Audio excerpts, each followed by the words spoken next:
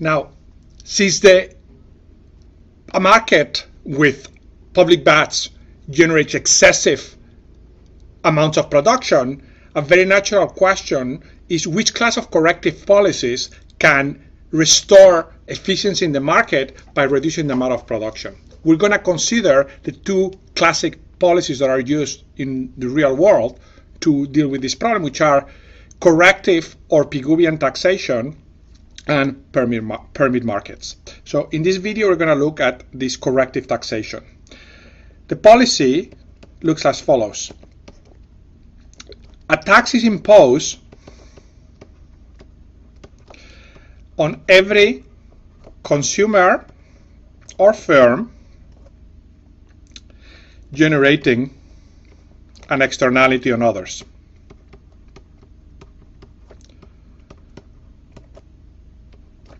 The tax is equal to the total marginal damage or total marginal externality at the optimum. And finally, the revenue is returned lump sum to consumers.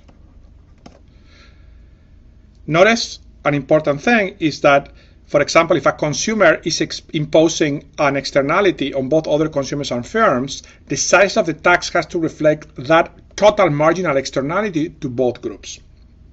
Now, key result, this Pigouvian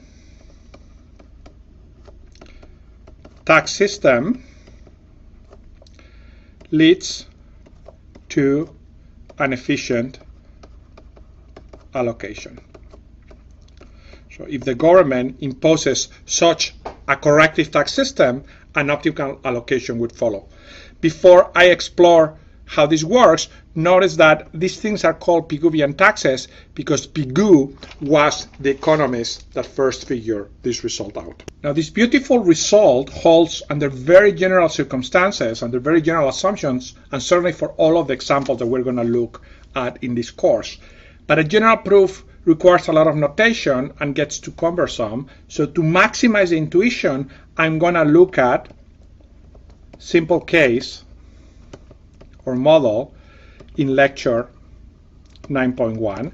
And remember that this is a case in which the externalities, just to remind you, there are externalities from consumers to consumers. The utility function of the individuals would depend on Q, M, and E, and was simply BQ plus M and minus this damage function gamma damage of E, where E was the total externality, and the marginal cost of production was equal to mu, was a fixed amount. Okay, and also assume there are n consumers. So let's look at this case. What the Pigouvian tax system says is that we're going to use a Pigouvian tax, let me denote it by tau star, equals to the total marginal externality that is caused by every unit of consumption. So this is going to be gamma n, because this is how many consumers are affected, d prima, evaluated at the optimal level of the externality, Q optimum. Okay, and this is imposed on consumers, because those are the ones generated the externality in this case. Now, what's the consumer problem? They have to maximize over Q greater or equal than 0, B of Q minus PQ minus tau star of Q minus the damage of the externality, and this is taken as given during the problem. Now this is going to generate first order conditions which look like B prima, marginal benefit, equals to the price plus the size of the tax. Now notice that in equilibrium we know that the marginal cost is a constant, so we know that the equilibrium price is going to be mu. We have seen this in many examples throughout the course for the simple case in which the cost function has constant returns to scale. So this implies that in equilibrium, every consumer, the utility maximization implies B prima equals mu plus tau star. But notice what tau star is gamma n d prima of Q optimum. And notice also, just to be precise, that in equilibrium everybody consumes the same amount, so this is B prima of Q total divided by N. Now, notice that this is exactly the optimality condition.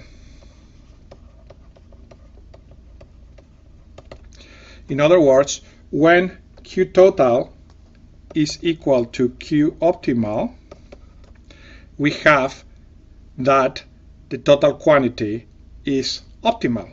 So by imposing the tax equals to the optimal amount, the utility maximization problem leads, plus the fact that in equilibrium the price is mu, leads the individual to satisfy the optimality condition. Let me show you the intuition of what is going on. Now, optimality requires that the marginal social benefit be equal to the marginal social cost. In this case, the marginal social cost is equal to the marginal private cost because there are no externalities on production, which is equal to mu.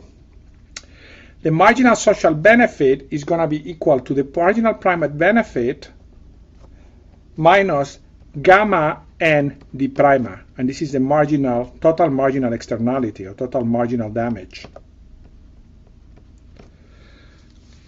Optimality requires that a quantity is chosen that this is equated to this. Now, utility maximization implies that the individuals are going to set B prima minus T star equals P, and this is by utility maximization, and that the firms are going to set this equals mu, and this is by profit maximization. Now, what happens is that this is the marginal private benefit, and if this is chosen to be gamma n d prima at the optimum, then the optimality condition is satisfied. In other words, the key insight of Pigou is that by introducing the tax and picking the right value, we could restore the fact that utility maximization and profit maximization will again lead to the equation of marginal social benefit and marginal social cost. Here's another way of seeing graphically what is happening here. We have the marginal private benefit, which is given by the demand in the market as a function of Q. Now we also have a curve, let's say something that looks like this, which is a true marginal social benefit, and this distance is the n gamma d prima, the marginal damage. Now we also have in this particular model that the marginal private cost is equal to the marginal social cost is equal to mu. So that leads us to have an optimal quantity here and an equilibrium quantity here. As always, equilibrium is at the intersection of the marginal private cost and marginal private benefit, whereas optimality is at the intersection of the marginal social cost and marginal social benefit curves. But this is the insight of Pigou. Now suppose that you introduce the tax so that the demand curve of the subjects switches by the size of the tax. So it's going to switch then by the size of the tax parallel. As we have seen many times before, individuals react. So this is pure the market with tax. If this tax happens to be equal to this distance, which is n gamma d prime at Q optimal, what is going to happen is that the new equilibrium is going to become the Q optimal. This is the Q equilibrium with T star, the optimal Pigouvian tax. They pass through here. Notice that a smaller tax or a bigger tax won't do it. It has to be exactly the size of the marginal externality at the optimal quantity. Let me highlight several important remarks. The first one is that the optimal Pigouvian tax restores efficiency, but the government can only do this if it has or it requires sufficient information to calculate it. Compare this to the case of the first welfare theorem, in which the market by itself, without any help, without any information by the government or a centralized party, was able to accomplish efficiency. Here, the government needs to know enough to at least know who to assign these Pigouvian taxes to and what its size should be. The second is that the model assumes, and this is an important assumption, that everyone produces the same marginal damage. But if this is not the case, say for example, because there are clean consumers and dirty consumers, then individual specific taxes are needed. And that requires even more information. So to give you a concrete example, suppose that half of the consumers produce twice as many externalities as the other consumers. They're twice as dirty, in an example of pollution. Those people require a Pigouvian tax that is always twice as large, and the government needs to have these individual specific taxes. The third remark is that the system works if tax is imposed to firms or consumers. It doesn't really matter, and let me show you why.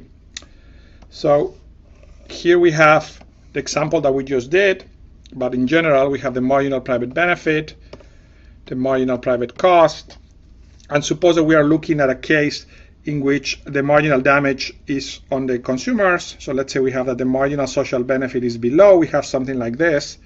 We can restore optimality by either imposing the tax on consumers, which basically shifts their demand curve like this. This is their demand curve for the market with the optimal tax. And remember, this is the optimal tax.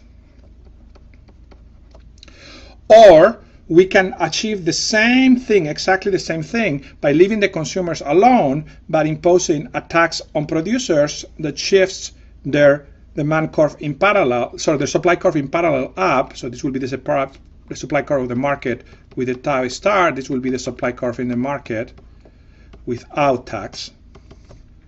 In both cases, we get that the equilibrium quantity is equal to the optimal amount. So it doesn't matter. Notice, however, that you cannot, it doesn't work if impose the full Pigouvian tax, tau star, on both. Why?